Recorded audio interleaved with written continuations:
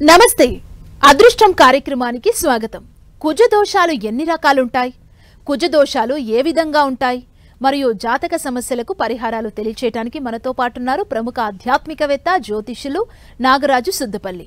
గురుగారితో మాట్లాడదాం, మరిన్ని విషయాలు తెలుసుకుందాం. నమస్తే అండి. నమస్తే. కుజదోషాలంటే వివాహానికి సంబంధించి అని అనుకుంటారు ఎక్కువగా. కుజదోషాల్లో కూడా రకాలు ఉన్నాయంటున్నారు. అసలు కుజదోషాల్లో ఎన్ని రకాలు ఉన్నాయి గురుగారు? నమస్తే, గురుభ్యో నమః.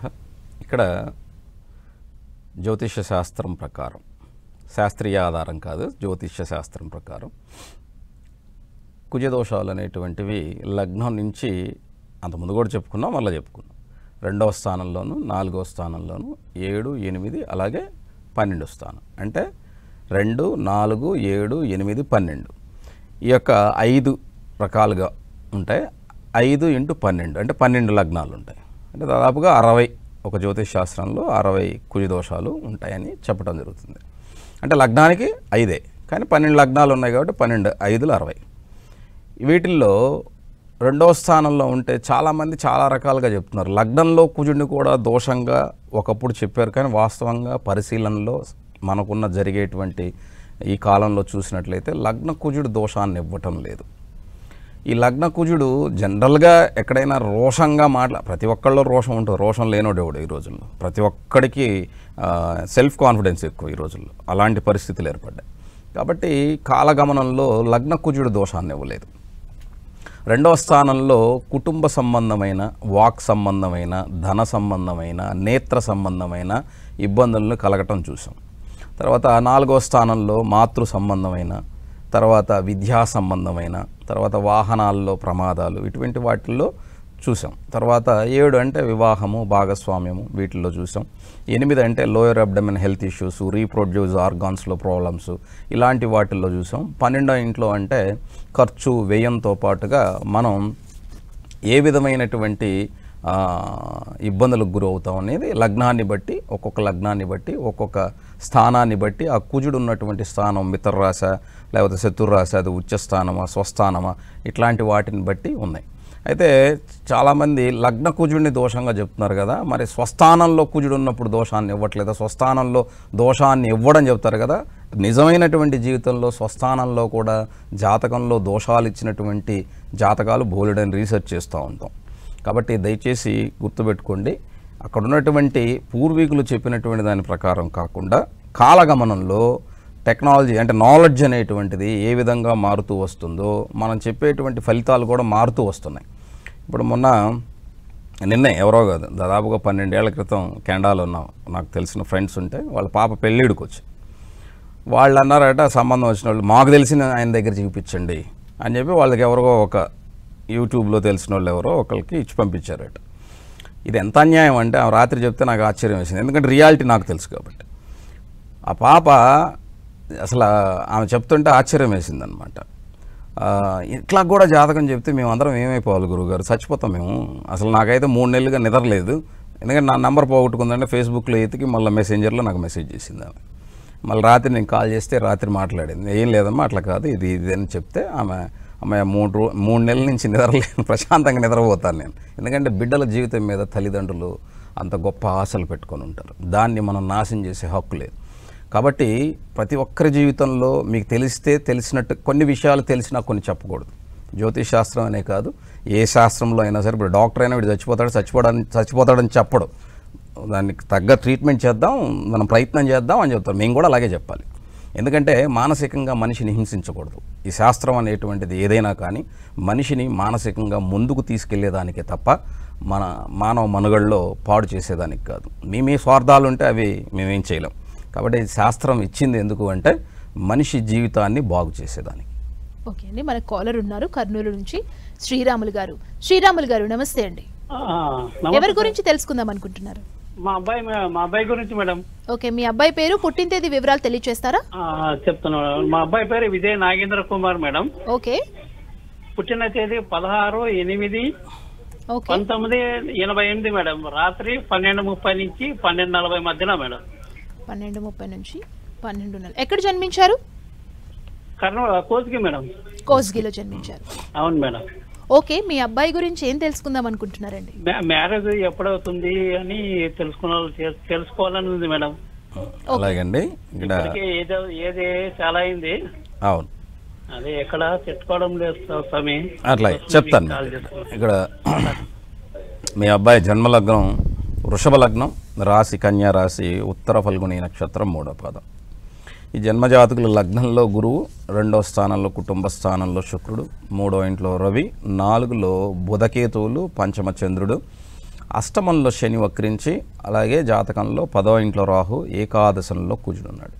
ఇక్కడ చూడండి, మీరు జాతక విశ్లేషణ చేసేవాళ్ళు ఎవరైనా సరే, ఇప్పుడు ఆయనే చెప్పాడు వివాహం కుదరలేదు, మా వాడికి చాలా వయసు అయింది. సప్తమ స్థానాన్ని వివాహానికి చూస్తాం. సప్తమాధిపతి ఎక్కడరా ఉన్నాడంటే ఏకాదశంలో. మరి ఏకాదశంలో సమస్త గ్రహాలు కూడా అధికమైనటువంటి లాభాన్ని, అద్భుతమైనటువంటి స్థానాన్ని ఇస్తాయని శాస్త్రం చెప్తుంది కదా. మరి రియాలిటీలో లేదే, రియాలిటీలో లేదు కదా. ఆ రియాలిటీలో ఎందుకు లేదు అన్నది మనం చూడాలి. ఎందుకంటే సప్తమాధిపతి అయినటువంటి కుజుడు బుధ నక్షత్రం అయినటువంటి రేవతిలో ఉన్నందువల్ల, ఎందుకంటే ఈ కుజుడికి ఆ బుధునికి శత్రుత్వం అని చెప్తారు. అంటే అర్థం ఏమిటంటే, బుధుడిని మనకు శాస్త్రం ప్రకారం ఆయన బుద్ధి కారకుడుగా చెప్తాడు, కుజుడిని పౌరుషానికి కారకుడుగా చెప్తారు, రక్త సంబంధికులుగా పౌరుషానికి. ఇక్కడ సప్తమాధిపతి అయి ఇక్కడ లాభంలో ఉన్నప్పటికీ కూడా ఆయన మిత్ర నక్షత్రం పూర్వాభాద్రలో లేడు, రేవతి నక్షత్రంలో ఉన్నాడు. దానివల్ల వివాహం జరుగుతుంది కానీ ఆలస్యం అవ్వటానికి గల కారణమైంది. సరే, మీ అబ్బాయికి ఖచ్చితంగా వివాహం అవుతుందండి. ఈ నవంబర్ 25 నుంచి వివాహ యోగం ఉంది. ఎందుకంటే గురు మహాదశ వస్తుంది. గురువు జాతకంలో ఇప్పుడు ప్రజెంట్ బాగున్నాడు, పుట్టినప్పుడు బాగున్నాడు. ఆ సప్తమాధిపతి ఎక్కడైతే లాభంలో ఉన్నాడో ఆ లాభస్థానాధిపతి అయినటువంటి గురువు గోచారంలో దశమ స్థానంలో ఉండటం, నవంబర్ ఆ సమయంలో ఆయన లాభస్థానానికి రావటం వల్ల అక్కడ వివాహం కుదిరేదానికి అవకాశం ఉంటుంది. ప్రయత్నం చేసుకోండి. ఓకే అండి, మరో కాలర్ ఉన్నారు వైజాగ్ నుండి, గీతారాణి గారు. నమస్తే అండి. అండి, ఎవరి గురించి తెలుసుకుందాం? మా బాబు గురించి అండి. ఓకే, బాబు డీటెయిల్స్ చెప్తారా? 5 ఓకే 8 1997 అండి. ఓకే, సమయం మధ్యాహ్నం 12:48 వైజాగ్ లోనే జన్మించారా? వైజాగ్ లోనేనండి. ఓకే, బాబు గురించి ఏం తెలుసుకుందాం అనుకుంటున్నారు? అదే పెళ్లిని కెనడాలో మాస్టర్స్ చేస్తున్నాడు, పెళ్లి ఉద్యోగం గురించి అండి. ఓకే, అలాగే అమ్మా, ఇక్కడ మీ అబ్బాయి యొక్క జన్మజాతకం ప్రకారం లగ్నం వచ్చేసి తులా లగ్నం, రాశి వచ్చేసి ఈ సింహరాశి, నక్షత్రం మఖా నక్షత్రం 4వ పాదం. లగ్నంలో కుజుడు, గురువు విద్యాస్థానంలో వక్రించి, పంచమంలో కేతు, 6వ ఇంట్లో శని, అలాగే జాతకంలో దశమంలో రవి, ఏకాదశంలో చంద్రుడు, బుధుడు, శుక్రుడు, రాహు. మీరు అడిగిన దానికి నేను సమాధానం చెప్పాలి. ఎందుకంటే కొన్ని దోషాలు ఉన్నప్పటికీ కూడా అడగకుండా నేను చెప్పాను అనుకోండి, ఎవరన్నా విన్నారనుకోండి, మీ వాడికి సంబంధాలు వచ్చేటప్పుడు ఆల్రెడీ మీకు లైవ్లో విన్నాం, మీ వాడికి దోషాలు ఉన్నాయట అడగకుండా చెప్పిన వాటికి, కాబట్టి మీ వాడికి మీ పిల్లని ఏమంటారు. కాబట్టి అడగని వాటికి నేను సమాధానాలు చెప్తాను. మీరు వివాహం ఎప్పుడు అవుతుందని అడిగారు.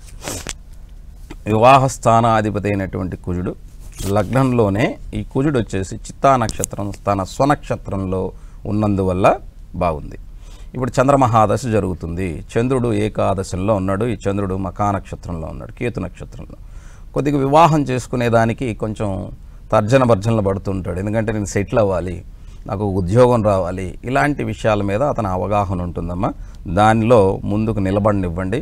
లేదు వివాహం అనేది మాత్రం మీరు చేయాల్సిందే మా వాడికి అంటే లేట్ అయిపోతుంది, ఇప్పటికే 97 కదా, ఆల్రెడీ 28 ఏళ్ళు వచ్చేసాయి కదా, వివాహం చేసేయాల్సిందే అనుకుంటే రేపు నవంబర్ 2 నుంచి ప్రయత్నం చేసుకొని 2026 జూన్ మధ్యలో వివాహానికి ప్రయత్నం చేసుకోవచ్చు. లేదు మా వాడికి ఉద్యోగమే ముఖ్యము, ఉద్యోగంలో ఉండాలి అంటే కూడా ఉద్యోగానికి ప్రయత్నం చేసుకోవచ్చు. ఎందుకంటే చంద్రదశ జరుగుతుంది, దశమాధిపతి యొక్క దశ ఏకాదశంలో ఉన్నందువల్ల అతను తర్జన భర్జనలో, మానసికమైనటువంటి తర్జన భర్జనలో ఉంటాడు. దాన్ని మీరు తల్లిగా ఏ విధంగా డిసైడ్ చేస్తారో మీరు డిసైడ్ చేయండి. కానీ రెండూ బాగున్నాయి. మరో కాలర్ ఉన్నారండి, నరసింహరాజు గారు, మహబూబ్ నగర్ నుంచి. నమస్తే అండి. నమస్తే అండి. ఎవరి గురించి తెలుసుకుందాం అనుకుంటున్నారు? నా గురించే అండి. ఓకే, డీటెయిల్స్ చెప్తారా? మీ బర్త్ డీటెయిల్స్. 21 నవంబర్ 1971. ఓకే, 1971. సమయం ఉదయం 6:30 ఖమ్మంలో జన్మించాను. 6:30 ఖమ్మంలో జన్మించారు. నరసింహరాజు గారు ఏం తెలుసుకుందాం అనుకుంటున్నారు? మేడం, నా జాతకంలో సెలబ్రిటీ అయ్యే యోగం ఉందా, ఎప్పుడు అవుతాను అనేది గురువు గారిని అడుగుదామని చేశానండి. నరసింహాచార్యులు గారు, మీరు ఎన్నిసార్లు చేసినా మీ వాయిస్ గుర్తుపట్టేస్తారండి ఈడ. మీరు పేరు మార్చి చెప్పేస్తే అలాగా ఎందుకు వాళ్ళు కట్ చేస్తారని చెప్పేసి జాతకం ఎన్నిసార్లు చూసినా డేట్ ఆఫ్ బర్త్ మీకు ఎన్నోసార్లు చెప్పాను నేను. మీరు ఎక్కడికి కాల్ చేసినా నేను నిమిషంలో గుర్తుపట్టేస్తా ఆ వాయిస్ని. వాయిస్ ఏం మారవలేదు సార్, నేమ్ కూడా ఏం మారవలే. నరసింహరాజు గారు అంటున్నాము, అందుకని తప్పు చెప్పారు సార్, నరసింహస్వామి అన్నాను. ఇక్కడ జన్మజాతకంలో మీకు ఒకటి చెప్తా వినండి. లగ్నం మీద మీకు తెలుసు, నేనేమి కొత్తగా చెప్పాల్సిన అవసరం ఏం లేదు. మీరు కూడా నాలాగా చెప్పేవాళ్లే అందరికీ, మీకు తెలియంది ఏం లేదు ఇక్కడ. కానీ మీరు నన్ను అడుగుతున్నారంటే అది నా మీద గౌరవం, నాకు తెలుసు ఆ విషయం. ఇక్కడ లగ్నం వచ్చేసి ఏంటంటే మీది వృచ్చిక లగ్నం, రాశి వచ్చేసి ఏంటంటే ధనుర్రాశి, మీరు ఇచ్చినటువంటి డేట్ ఆఫ్ బర్త్కి. ఇక్కడ మూలా నక్షత్రం 3వ పాదం, 21 నవంబర్ 1971, ఉదయం 6:30 ఖమ్మం. లగ్నం నుంచి లగ్నంలో రవి, బుధ, అలాగే గురు శుక్రుల యొక్క కలయిక. 2వ ఇంట్లో చంద్రుడు, 3వ ఇంట్లో రాహు, 4వ ఇంట్లో కుజుడు. ఇక్కడ మీరు చూడండి, లగ్నాధిపతి 4లో ఉన్నాడు. దేంట్లో ఉన్నాడు? కుజుడు శతభిషంలో ఉన్నాడు. మీకు నేను అంతకుముందు కూడా చెప్పా. కుజుడు సుబ్రహ్మణ్యేశ్వర స్వామికి ఆరాధన చేస్తాం. సుబ్రహ్మణ్యేశ్వర స్వామికి ఆయనకి ఏదైనా దోషం ఉంటే, అంటే ఆయన సర్పకారకుడు. అలాగే శతభిష నక్షత్రాధిపతి ఎవరు? రాహువే. మరి ఈ రెండింటికి పడుతుందా? మీకు తెలుసు శాస్త్రం ప్రకారం రెండింటికి పడదు. ఆ 2 ఎనిమిస్ అని, అంటే విద్యని ఆటంకం కలిగిస్తుంది. మీరు చెప్పేటువంటి విద్యకి ఆటంకం కలిగిస్తుంది, అందులో సందేహం లేదు. తర్వాత దశమాధిపతి సూర్యుడు ఎక్కడున్నాడు? మీకు విద్యాస్థానం నుంచి దశమాన్ని చూస్తున్నా, దశమాధిపతి లగ్నంలో ఉన్నాడు. ఎక్కడున్నాడు? అనురాధ నక్షత్రంలో ఉన్నాడు. ఈ అనురాధ నక్షత్రం ఎవరిది? శనిది. శని రవులకి శాస్త్రం ప్రకారం ఏం చెప్తాం? ఈయన తూర్పు ఉంటే ఆయన పరమరు ఉంటాడు, అంటే ఈయన ముందు చూడరా అంటే ఆయన వెనక చూస్తాడు కదా. ఈ రెండింటి వలన అంటే విద్యాస్థానాధిపతి శని ఎక్కడున్నాడు? మరలా పోనీ 7లో ఉన్నాడు. పోనీ ఆయన ఎక్కడున్నాడు? కృతికా నక్షత్రంలో ఉన్నాడు. శని రవులు ఇద్దరూ కూడా వాళ్ళ నక్షత్రాల్లో లేరు, ఆపోజిట్ నక్షత్రాల్లో ఉన్నారు. శని నక్షత్రంలో ఏమో రవి నక్షత్రంలో శని. నువ్వు వెనక చూడరా అంటే ఆయన ముందు చూస్తాడు, ఆయన ముందు చూడరా అంటే ఆయన వెనక చూస్తాడు. మరి అలాంటప్పుడు అది ఏ విధంగా ఉంటుందో మీకు నేనే చెప్పాల్సిన పని లేదు. రాహు దశ అంతా జరుగుతుంది. రాహు వెళ్ళిపోవాలి. మీకు నేను ఎన్నోసార్లు చెప్పా, రాహు 2034 వరకు ఉంది. ఈ 2034 వరకు ఇబ్బందులు తప్పవు. ఎందుకంటే మకర రాహు మంచివాడు కాదు.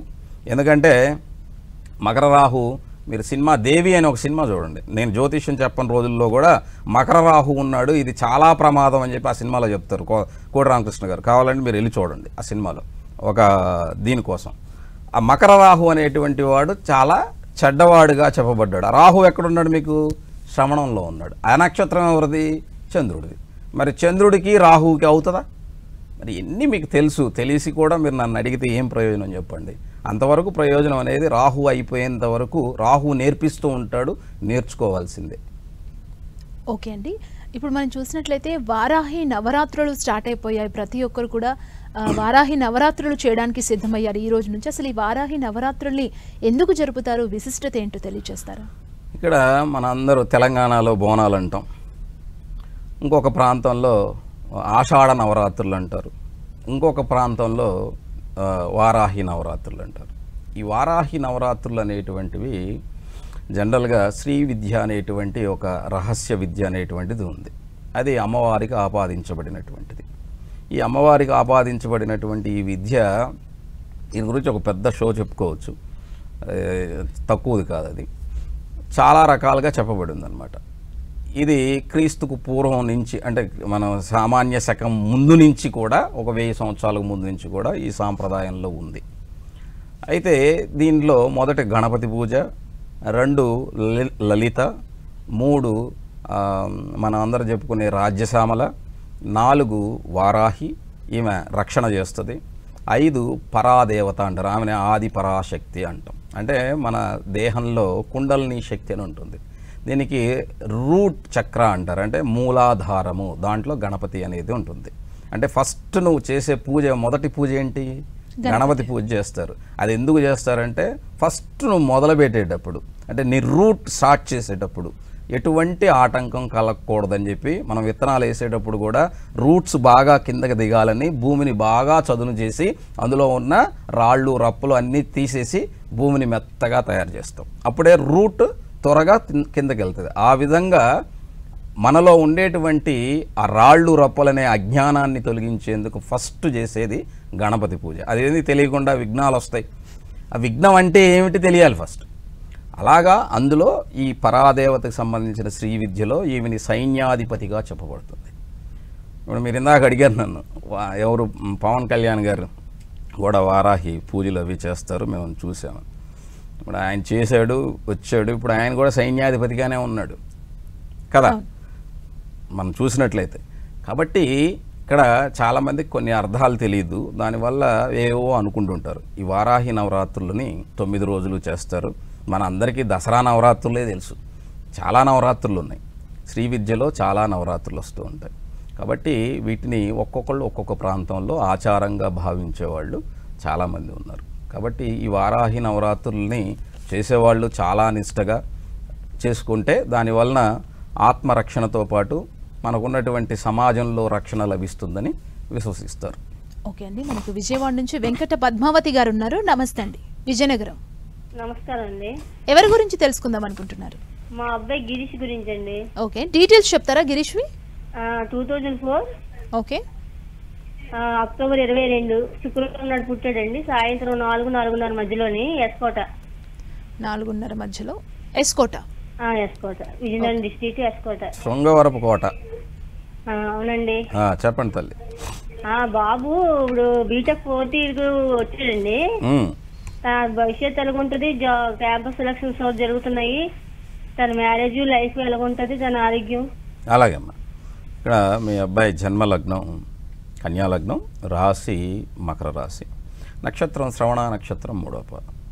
లగ్నంలో గురువు కుజుడు, 2వ ఇంట్లో రవి, కేతువు బుధుడు, పంచమ చంద్రుడు, అలాగే అష్టమ రాహు, ఏకాదశంలో శని, 12వ ఇంట్లో శుక్రుడు. కుటుంబ ధనాధిపతి భాగ్యాధిపతి అయినటువంటి శుక్రుడు వ్యయంలో ఉండటం, వ్యయాధిపతి ధనంలో నీచ స్థానంలో. పరివర్తన యోగం ఉంది కాబట్టి పర్వాలేదు, అది లేకపోతే చాలా ఇబ్బందులు పడేదానికి అవకాశం. ప్రస్తుతం రాహు మహాదశ జరుగుతుంది. రాహు అష్టమ స్థితిలో ఉన్నాడు, అది కేతు నక్షత్రంలో ఉన్నాడు. ఈయన ఇప్పుడు మీరు అడిగారు జాబ్ వస్తుందా అని అడిగారు. ఎందుకంటే రాహులో బుధుడే జరుగుతున్నాడమ్మా. ఈ డిసెంబర్ 18 లోపుగా ఆయనకు ఒక అవకాశం ఉంది. ఇక్కడ కానీ ఈ అవకాశాన్ని ఈయన కరెక్ట్గా అంటే భయపడకుండా ఆయన చదువుకున్నటువంటి దానికి ఎక్కడైనా ఇంటర్వ్యూకి వెళ్ళినప్పుడు మార్కులు తక్కువ ఉన్నా పర్వాలేదేమో, కానీ మనం చెప్పేది ఎదుటి వాళ్ళకి కమ్యూనికేషన్ చాలా ఖచ్చితంగా ఉండాలి. అంతే తప్ప ఆము అన్నాం అనుకోండి, మనకు వచ్చినా కూడా వాడికి రాదేమో అని చెప్పి ఒక అభిప్రాయం ఏర్పడుతుంది. అలాంటిది ఇది వద్దు. ఏదైనా చెప్పాలనుకుంటే నిక్కచ్చిగా స్ట్రైట్గా తప్పైనా ధైర్యంగా చెప్పగలగాలి. అలా చెప్పగలిగితేనే అతనికి అవకాశం ఉంటుంది. అది చెప్పండి. అది లేదనుకోండి మరలా ఆలస్యం అవుతుంది. ఎప్పటి వరకు 2 years పడుతుంది. అంటే నవంబర్ తర్వాత అంటే 1.5 year పడుతుంది. ఈ 1.5 yearలో ఏదైనా కోర్స్ నేర్చుకోవటం లేదా ఫర్దర్ స్టడీస్కి వెళ్ళేదానికి ప్లాన్ చేసుకుంటే బాగుంటుంది.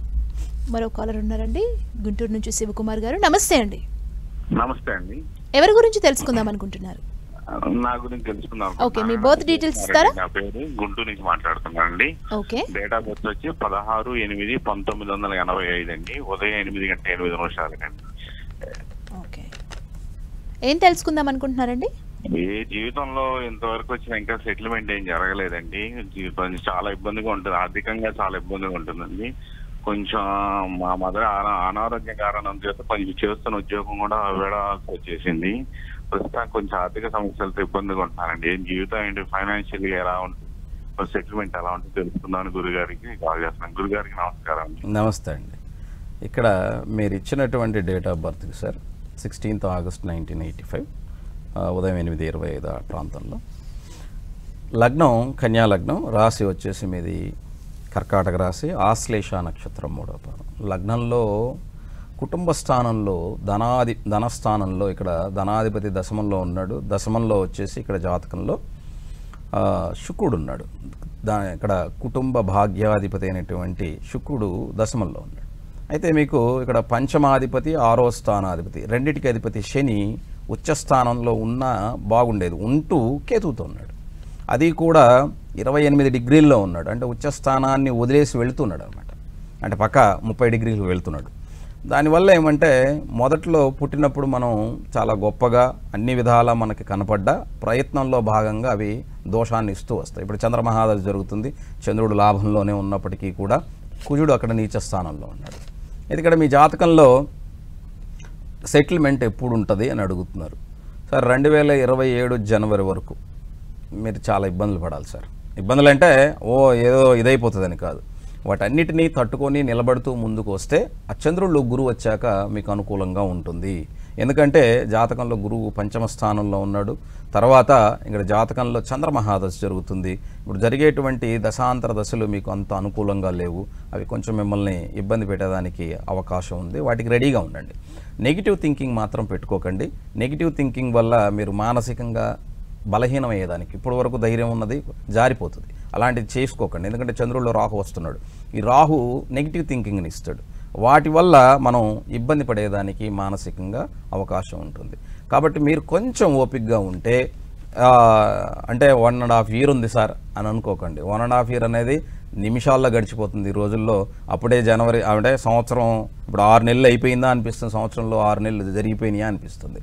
అంత త్వరగా ఈ కాలం జరిగిపోతూ ఉంటుంది. కాబట్టి కొంచెం ఓపికగా ఉంటే మీకు ఇబ్బంది లేకుండా ఉంటుంది. చంద్రదశ జరుగుతుంది కాబట్టి చంద్రుడు బుధుడితో, కుజుడితో, రాహుతో కూడా ఉన్నాడు. కాబట్టి మీరు లలితా సహస్రనామాన్ని ప్రతిరోజు పారాయణం చేసుకోండి. దానివల్ల మీకు మానసిక ధైర్యం అనేటువంటిది వస్తుంది. ఈరోజు ఇప్పుడే చెప్పాం, వారాహి నవరాత్రులు జరుగుతున్నాయి. చక్కగా ప్రతిరోజు అమ్మవారి గుడికి వెళ్ళండి, అమ్మవారి యొక్క ఆశీర్వాదం పొందండి. మరో కాలర్ ఉన్నారండి, తెనాలి నుండి సరళ గారు. సరళ గారు నమస్తే అండి. ఎవరి గురించి తెలుసుకుందాం అనుకుంటున్నారు? నా గురించేనండి. ఓకే, మీ డీటెయిల్స్ చెప్తారా? 17/4. ఓకే. 95. సమయం రాత్రి 11:33. రాత్రి 11:33. ఎక్కడ జన్మించారు? గుంటూరు అండి. గుంటూరులో జన్మించారా? ఏం తెలుసుకుందాం అనుకుంటున్నారు సరళ గారు? వివాహం ఎప్పుడవుతుంది, భవిష్యత్తు. ఓకే అండి. ఇక్కడ లగ్నం ప్రకారం మీరు ఇచ్చినటువంటి డేట్ ఆఫ్ బర్త్కి ధనుర్లగ్నం, రాశి వచ్చి వృశ్చిక రాశి, అనురాధ నక్షత్రం, 1వ పాదం. వివాహ స్థానాధిపతి అయినటువంటి బుధుడు జాతకంలో కేతువుతో రవితో ఉన్నాడు. ఇక్కడ అసంగస్థ దోషం ఉన్నది, అందుకే ఆలస్యమైంది. ఇంకొకటి కుజుడు 8వ ఇంట్లో అష్టమ స్థానంలో పంచమాధిపతి ఉన్నందువల్ల సంతానం ఆలస్యంగా కలగాలి. కాబట్టి ఇక్కడ వివాహానికి కూడా ఆలస్యం అయ్యింది. ఇక్కడ బుధ దశలో గురువు ఈ డిసెంబర్కి అయిపోతుందమ్మా, నెక్స్ట్ డిసెంబర్కి అయిపోతుంది.